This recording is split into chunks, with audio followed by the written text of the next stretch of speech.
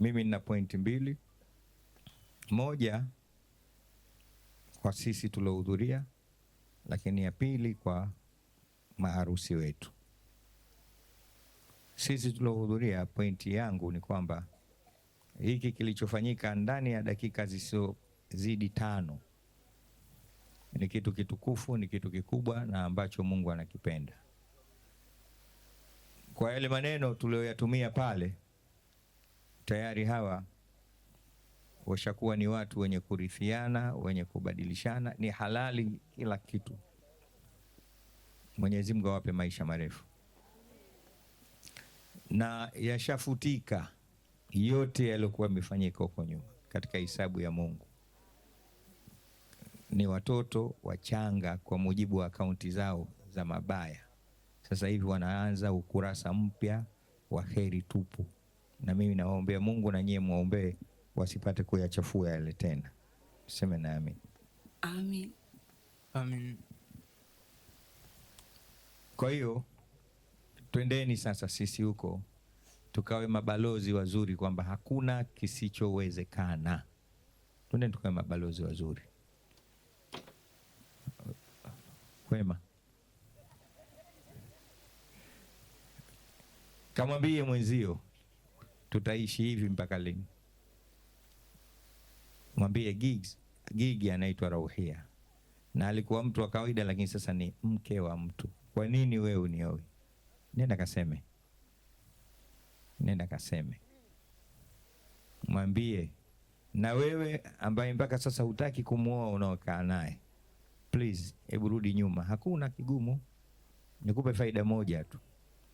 Leo watu wengi hawataki kuingia katika fungamano la ndoa la halali kwa kujua eti maisha magumu. Si kweli. Si kweli hata kidogo. Maisha yanazidi kuwa magumu ikiwa watu wanaendelea kuzini, wanaendelea kumwasi Mungu. Lakini mtakapooana, Mwenyezi Mungu anabadilisha kwa maneno yake.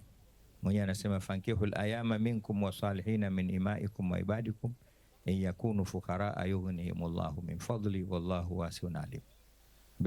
Ozeshaneni na msiogope hata kama mtakuwa mafukara, kwa sababu ya ndoa Mwenyezi Mungu atatengeneza maisha mazuri. Mimi ni mtu napenda kujitolea sana mifano napokuja katika hadhira za watu kama hivi. Mimi nimeingia katika ndoa sina kitu kabisa. Na hata siku niliomuoa mke wangu nilikuwa na stuli tu. Yupo hapa. Mama Alhadi, hebu njoo huko. Yupo hapa Mama Alhadi. Nimekuja naye, naweza kuwa shahidi mzuri. Tumpigie vigelegele. Unaona huyo mtu huyo? Tunazeeka pamoja, tunafanana sasa hivi wote wafupi au warefu. Na muoa huyu mama tuna stuli tu, tunaingia ndani ya nyumba tunaulizana, tukalie, tulalie, tuivunje. Lakini leo tuna kila kitu kwa sababu ya baraka ya ndoa. Na hata juzi alipokuja Rauhia pale nyumbani, nilimtolea huyu mtu nikamwambia kaa naye, hebu ongea naye. Na waliongea. Sema asalamu alaykum. Asalamu alaykum. Assalamu alaykum wa rahmatullahi wa barakatuh. Nenda. Asi, nataka kusema kitu. Unawe mawaidha na. Kwa hiyo twendeni tukawe mabalozi wazuri, tuwaambie watu waoane. Na sisi ambao tunakaa bado hakuna kuoana, tuendelee kuoana. Semeni inshallah. Lakini nimalize mawaidha haya kwa wanandoa wangu, vijana wangu. Mmependeza sana. Nendeni mkaishi katika yale makubaliano yenu. Na vizuri, nimeongea na vizuri sana na Tariq. Kamtangulize Mungu mbele. Nyumba yako mkabidhi Allah subhanahu wa ta'ala. Usiifanye yako. Na mimi nitafurahi zaidi ikiwa nyumba yako inatawaliwa zaidi na ibada. Ni mwana madrasa mzuri sana. Mpaka umeamua kufanya jambo hili kwa sababu ya ile miongozo uliyoipata kule kutoka kwa mwalimu wako na ustadhi wako. Mwenyezi Mungu amlipe kila la kheri.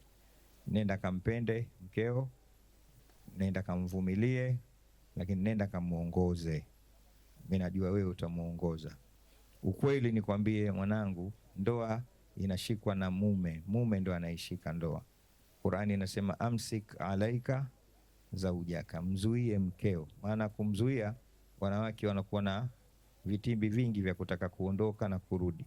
Wewe nenda na jambo moja, ambaye mimi najua kuoa tu, hayo mengine sijui. Na kikubwa, akawe rafiki yako. Akawe ndoa ikiwa imekosa urafiki, basi inakuwa kama vile nyapara na mfungwa. Nenda kajitahidi awe rafiki yako sana, muongoze, msimamie. Ndugu zangu, haya ni machache ambayo naona ni aseme kwa usiku huu. Inshallah tuwe pamoja, tuendelee kuwaombea maharusi wetu. Assalamu alaikum warahmatullahi wabarakatuh. Wa alaikum salam.